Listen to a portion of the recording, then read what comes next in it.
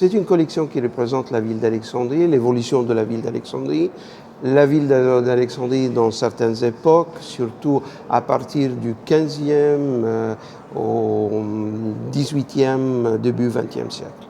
Et puis on a une collection de photos qui représentent les voyageurs, les photographes qui ont passé par la ville et qui ont essayé de capter la ville et la vie sociale, les monuments de la ville, etc.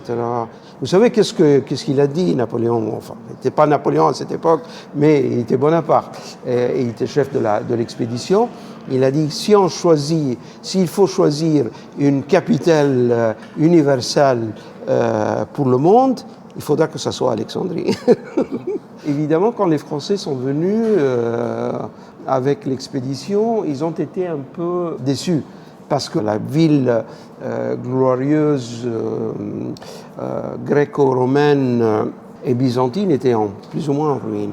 Et la ville elle-même habitable était juste représentait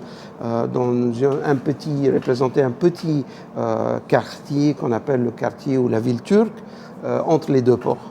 Vous avez ici la prise d'Alexandrie, il y a Bonaparte juste devant les murailles de la ville, et vous avez ici la fabrique de Perlin et les images qu'on faisait pour les enfants pour montrer un tout petit peu l'avancement de l'expédition. Avec les monuments importants dans la ville, il y a les obélisques, il y a la colonne Pompée, les murailles de la ville, et on voit un tout petit peu les images de la ville turque.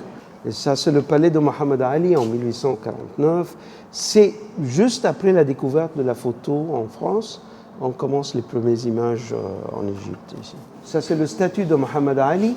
C'est le premier statut mis en place dans une place publique dans le monde islamique. Ça, c'est la fameuse bourse d'Alexandrie. Nasser, oui. C'est le discours qui se passait sur le balcon de la place des Consuls, qui, à mon avis, représente la fin du cosmopolitisme alexandrin. Enfin, il a annoncé la fin ou la mort du cosmopolitisme alexandrien à partir de ce discours pour la nationalisation du canal de Suez.